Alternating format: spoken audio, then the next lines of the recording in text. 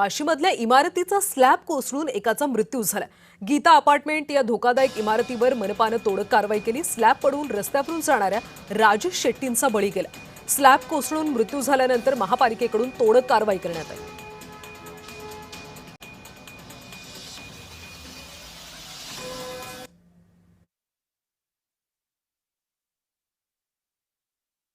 नवी मुंबईत गेल्या अनेक दिवसापासून मुसळधार पाऊस कोसळतो आणि त्याच पार्श्वभूमीवर नवी मुंबई महानगरपालिका अलर्ट मोडवर आलेली पाहायला भेटते।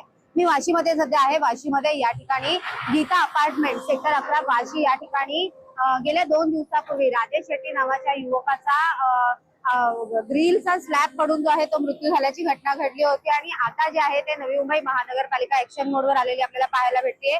एकूणच या व्यक्तीच्या मृत्यूनंतर पालिकेने जे आहे ते आज या बिल्डिंग वरती कारवाई ची भूमिका जी आहे ती बजावलेली आपल्याला पाहायला भेटते। या अतिक्रमण विभाग जो आहे तो अलर्ट मोडवर आलेला आहे आणि अतिक्रमण विभागाकडून आता या संपूर्ण बिल्डिंग वरती कारवाईचा बडगा उचललेला आपल्याला पाहायला भेटते। 3 मजली बिल्डिंग आहे आणि गेल्या 2 दिवसापूर्वी मुसळधार पाऊस होता आणि या मुसळधार पावसाने एका राजेश शेट्टी नावाच्या व्यक्तीचा जीव जो आहे तो ग्रिल पडून जो आहे तो गमावलेला आपल्याला पाहायला भेटला आणि त्यानंतर आता महापालिका ऍक्शन मोडवर आलेली आहे। कविता लोखंडे, जय महाराष्ट्र, नवी मुंबई।